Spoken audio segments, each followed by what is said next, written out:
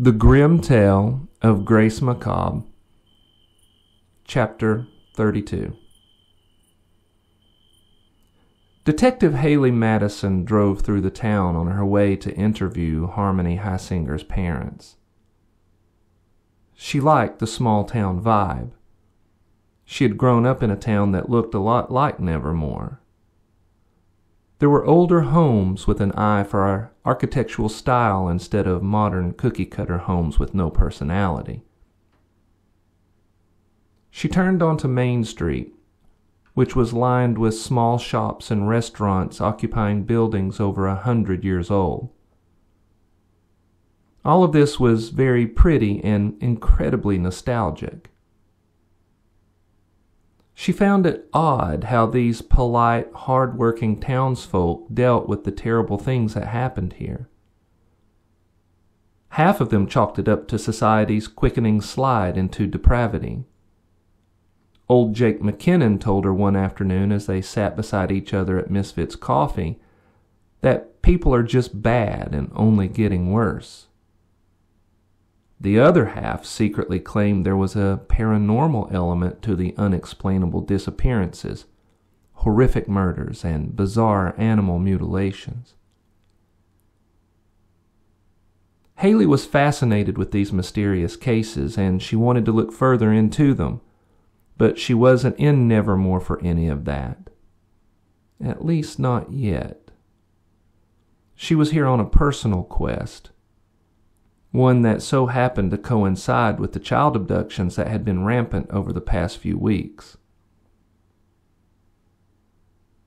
A year ago, back when she had been on the beat in Los Angeles, she had been assigned a missing child case. A 9-year-old girl named Rebecca had been snatched from her backyard. Haley had followed the leads to an old mansion in the Hollywood Hills. She kicked in the door and rescued the poor child from a terrible death, just in the nick of time.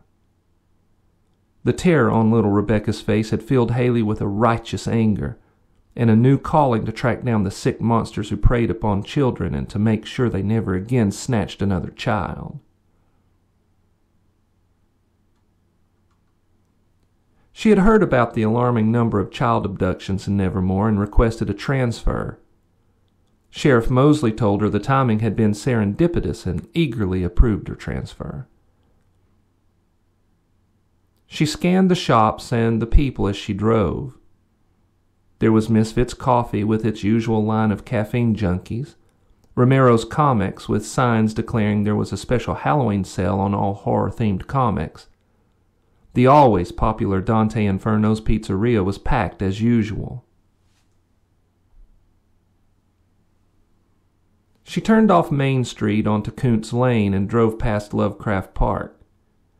It was a well-shaded park with benches, an antique lamppost, and a strange squid-like fountain at its center. The whole park was surrounded by an old wrought-iron fence with pointy tips.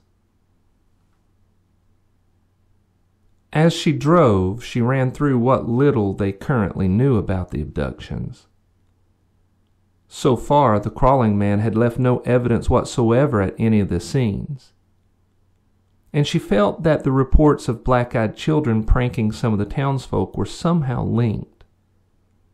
She wasn't ready to discuss with anyone why she felt this was the case. She first wanted to gather proof to support her theory, and she had come across a report from Savannah where 2 little girls had been abducted a couple days ago. She wasn't completely sure these cases were directly related, but her gut told her that she needed to keep an open mind. She turned off Kuntz and onto Salem and found the Heisingers' residence. It was a craftsman home built in 1920. She parked at the sidewalk under a large oak that was covered with brightly colored leaves. She made her way to the porch and rang the doorbell. To her surprise, Marcy Barnes opened the door. Haley recognized Marcy from the pictures that Detective Quill had shown her while he had explained that Marcy was Justin Jones's closest friend. Quill wanted to speak with her to gain some clarity about Justin's state of mind, but couldn't find her. "Marcy?" Haley asked. Marcy nodded. Her eyes were red and swollen from crying and smeared with black eyeshadow. "Yes, you must be here about Harmony." "I am," Haley said, seeing an opportunity to help Quill. She would speak to the Hysingers, then interview Marcy. "Can I come in?" Marcy wiped away a tear that spilled down her cheek. Sure. Come in." Haley stepped inside and Marcy closed the door behind her. "Can I ask you why you're here? Detective Quill has been looking for you, wanting to speak to you about Justin." "Harmony is my cousin," Marcy said. "I came here after Justin died. My mom is out of town on business and I didn't want to be alone. And Detective Quill came by the other day. I was alone and didn't want to answer the door. Harmony's mom and dad are in the kitchen and they're pretty messed up." "I'm sure they are," Haley said. "I'm so sorry, but I'm going to find who's doing this. I promise." Marcy began to cry. "Thank you, but there's something I need to tell you." Haley intuited that Marcy wasn't speaking about Harmony or the other missing kids. "Okay. What is it?" I don't want to get in trouble," Marcy said, tears streaming down her face. "Whatever it is, I'm sure we can figure it all out," Haley said. Marcy was quiet for a moment, mustering up her courage. "I did a bad thing," she said, "and I think it hurt Grace Macabre." Chapter 33. Grace had not known exactly what her initiation would entail, but her naivete had led her to believe it would be something akin to swearing her allegiance to her new group of friends. She even anticipated that her initiation might walk the edge of self-humiliation, like when someone joined college fraternities and sororities. A part of her even hoped for a slightly dangerous yet relatively harmless act of some sort. But what Amy had asked her to do hit her like a gravedigger's shovel to the head.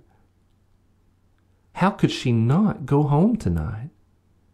Especially when her mother was so worried about her. How would she be able to explain to her family that she was not coming home only days after she had nearly been killed and accused of coercing Justin to kill his classmates?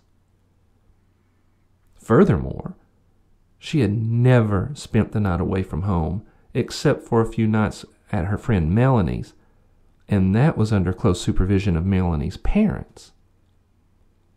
Salome sensed her hesitation, and a naughty smile danced across her face. She's not going to do it. She turned to Amy, who was watching Grace with an intensity that seemed to border on the realm of mind reading. It's too much for her. She's always been the good girl and doesn't want to disappoint Mommy. Amy shook her head thoughtfully. I don't think that's the case. This is a big deal for her. She's trying to figure out how to tell her mom she isn't coming home tonight. Right, Grace? Grace was impressed at how astute Amy's assessment was. Maybe she had read her mind. She pushed that absurd thought aside and gave an honest reply. Amy's right. I want to stay, but with all the chaos in my life right now, I don't know how to spin it to my mother. Neffy said, What we're asking is that you trust us, which will be a big step outside your comfort zone. It'll be fun. We want to show you a new way of living without any fear.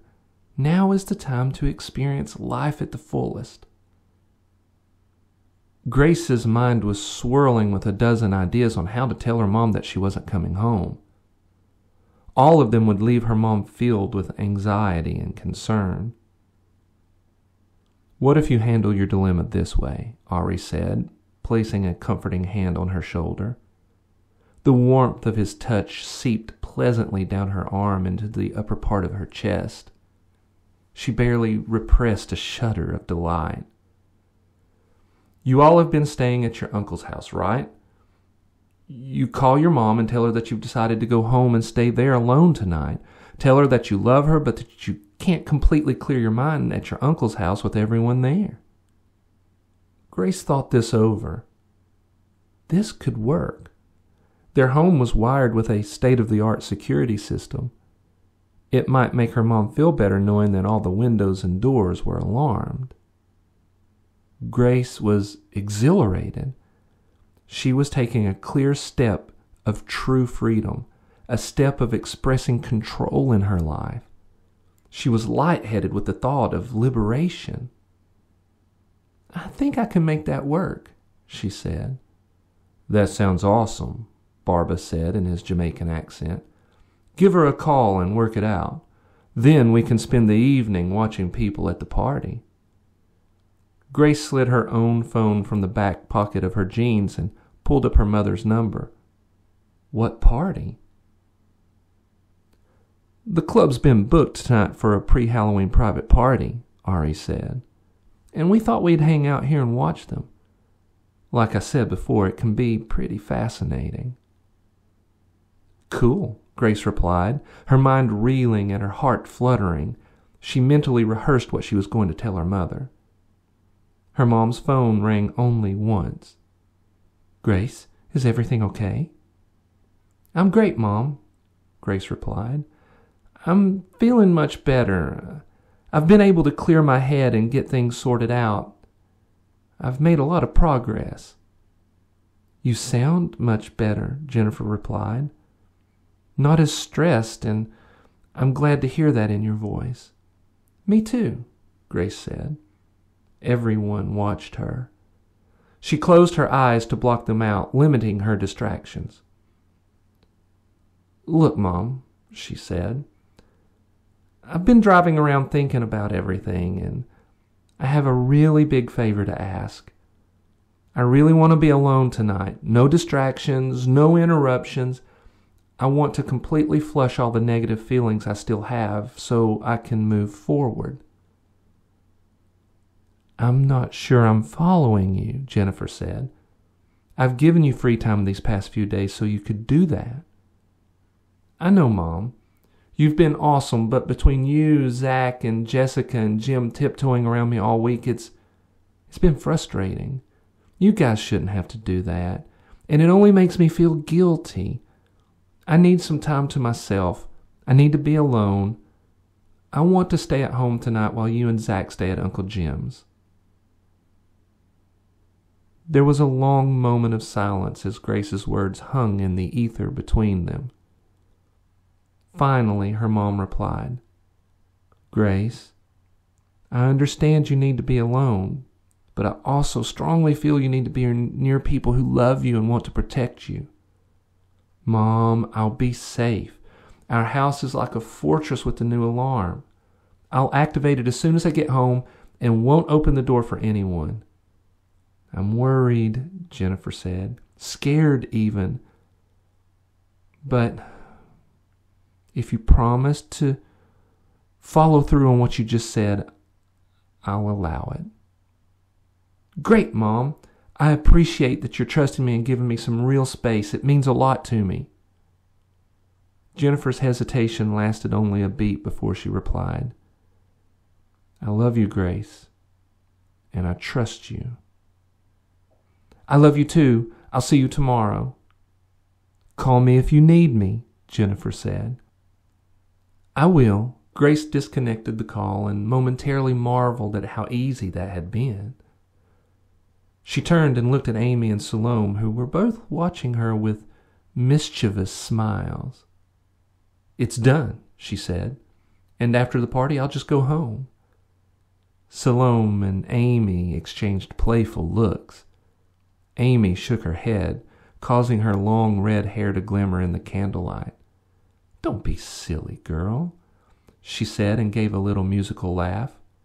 "You won't be going home at all tonight."